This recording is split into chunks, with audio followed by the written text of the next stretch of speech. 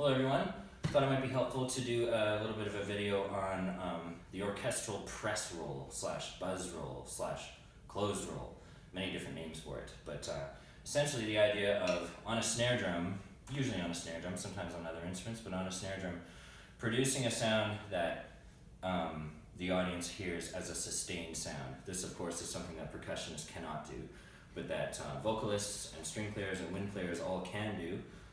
Organ players essentially can do it as well, but so percussionists have to find a way of cheating and making it sound like we are sustaining.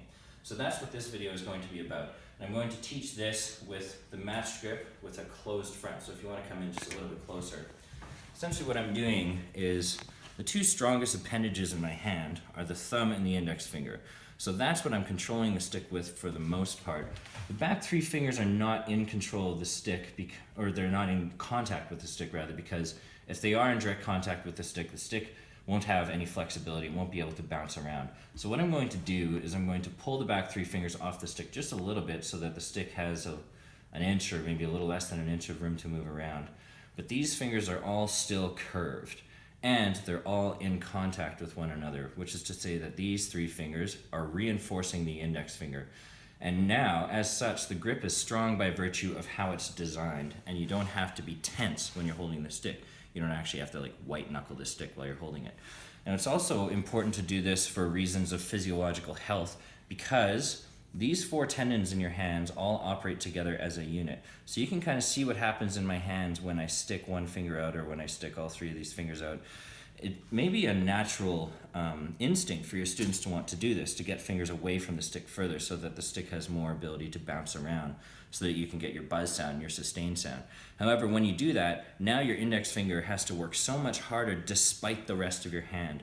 Whereas if the fingers are curled around together, now they're actually helping the index finger maintain control and discipline over the stick. So, with that in mind, I'm going to start doing a little bit of producing of a buzz sound here. So same thing in the left hand. We've got about three fingers of counterweight from the end of the stick to the end of the grip. And what I'm going to do is, in the center of the practice pad, I'm just going to press down. I'm not pressing down super aggressively. It's simply the act of placing the stick on the pad and trying to get enough contacts that are all close enough together that if somebody were listening, they wouldn't be able to itemize them. So for example, if I do this, you can tell there were three, but if I do this, you're not able to count them, and it sounds like more of a sustained sound than a whole bunch of individual contacts. So I'm doing this, trying to get as symmetrical a result between the two hands as possible, and I'm trying to get it so that it's that buzz sound the whole time. So if I do this, and it becomes the buzz sound eventually, there are still too many contacts that you could itemize apart from one another at the beginning of the sound. Whereas if I do this, I don't have a long enough sound, and that's why I don't want the back three fingers of the grip to be in contact with the stick. I just want the stick to be able to bounce. So I'm just going back and forth, making sure that I'm getting the same result with both hands.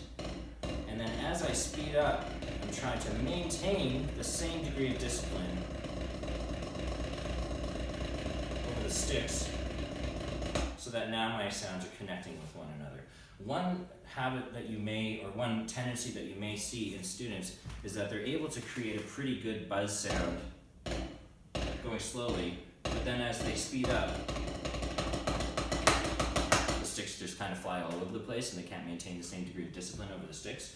So it's important that they speed up gradually. Students may also have a tendency to go about this quickly and go, oh, I'm totally getting it, and then they just speed up like crazy. They need to speed up gradually so that they practice maintaining the right degree of discipline over the sticks.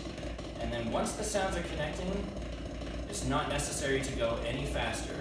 One main misconception that students may have about rolls is that you have to roll as quickly as possible.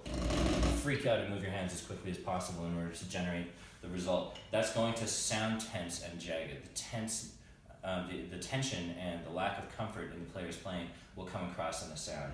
Whereas if they only move the sticks as fast as necessary, then it works really well. So now we've talked about doing it on the pad. Now on all practice pads, including ones that have a piece of rubber on a wooden mounting, as well as those Remo ones that you can get where it's an actual drum head with just a plastic frame and a plastic base, you always get more rebound in in the center of the pad than you will at the edge. More rebound in the center, which means the student can get a longer buzz sound in the center of the pad than they can at the edge of the pad. Now when we switch over to the drum, it's actually the opposite. I like to just put my wallet on the drum to have a little bit of dampening. You get more rebound at the edge than you do in the center. So it actually makes more sense to roll towards the edge.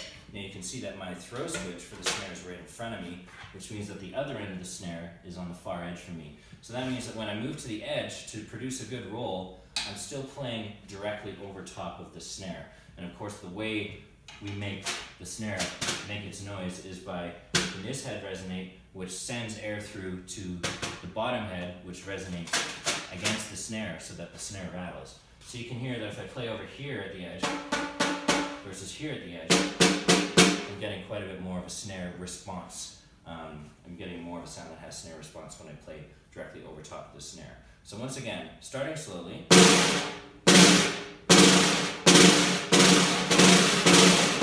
Trying to get as long a buzz sound as possible that still sounds like contacts that are so close together in time that you can't itemize them from one another.